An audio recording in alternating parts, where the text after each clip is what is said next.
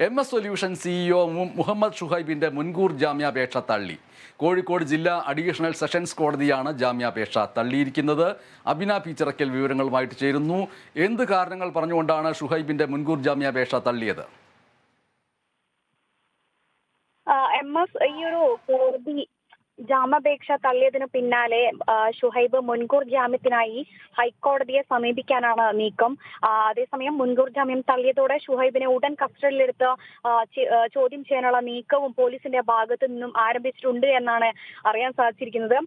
അതേസമയം ഈ ഒരു പ്രതിഭാഗത്തിന്റെ വാദം എന്ന് പറഞ്ഞിട്ടുണ്ടെങ്കിൽ MS സൊല്യൂഷൻസ് മാത്രമല്ല ചോദ്യങ്ങൾ പ്രവചിച്ചതെന്നും മറ്റുള്ളവരെ കുറിച്ച് അന്വേഷണം നടക്കുന്നില്ലെന്നതുമായിരുന്നു പ്രതിഭാഗം വാദിച്ചിരുന്ന ഒരു പ്രധാനപ്പെട്ട ഒരു കാര്യം എന്ന് പറഞ്ഞിട്ടുണ്ടെങ്കിൽ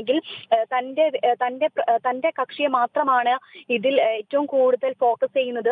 അത് പ്രത്യേകം ഒരു താല്പര്യത്തിന് പുറകെയാണ് ഇപ്പോൾ പോയിക്കൊണ്ടിരിക്കുന്നത്. അതുകൊണ്ടാണ് ഇപ്പോൾ ഇങ്ങനൊരു കേസ് തന്റെ പ്രതിക്ക് മാത്രമായിട്ട് അല്ലെങ്കിൽ തന്റെ കക്ഷിക്ക് മാത്രമായിട്ട് ഇത്തരത്തിലൊരു കാര്യം വന്നിരിക്കുന്നത് എന്നുള്ളതായിരുന്നു പ്രതിഭാഗത്തിന്റെ വാദം എന്ന് പറഞ്ഞിട്ടുണ്ടെങ്കിൽ, കൂടാതെ ചോദ്യങ്ങൾ പ്രവചിച്ചു എന്നല്ലാതെ തന്റെ കക്ഷി മറ്റൊരു കുറ്റവും ചെയ്തിട്ടില്ല.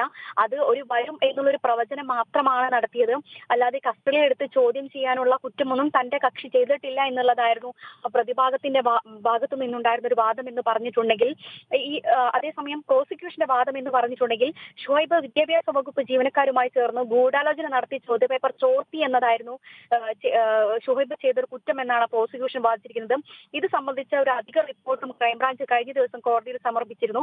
ഈ ഒരു ക്രൈംബ്രാഞ്ച് റിപ്പോർട്ട് സമർപ്പിക്കാനുണ്ടായ ഒരു പ്രധാന കാരണം എന്ന് പറഞ്ഞിട്ടുണ്ടെങ്കിൽ മറ്റൊരു ഓൺലൈൻ സ്ഥാപനത്തിലെ അധ്യാപകന്റെ മൊഴിയുടെ അടിസ്ഥാനത്തിലാണ് ഷുഹൈബിനെതിരെ കേസ് എടുത്തിട്ടുണ്ടായിരുന്നത്.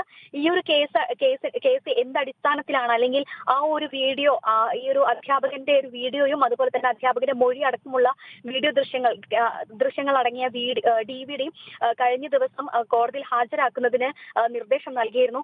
ഈ ഒരു ഡിസ്കും അതുപോലെ തന്നെ മറ്റ് കേസ് ഡയറികൾ സമർപ്പിച്ചതിന് ശേഷമാണ് ഇപ്പോൾ ഈ ഒരു വിധി വന്നിരിക്കുന്നത്.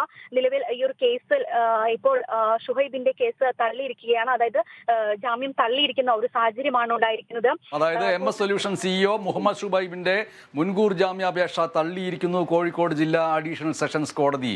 അബിന പീച്ചിറക്കലാണ് വിവരങ്ങൾ പങ്കുവച്ചത്.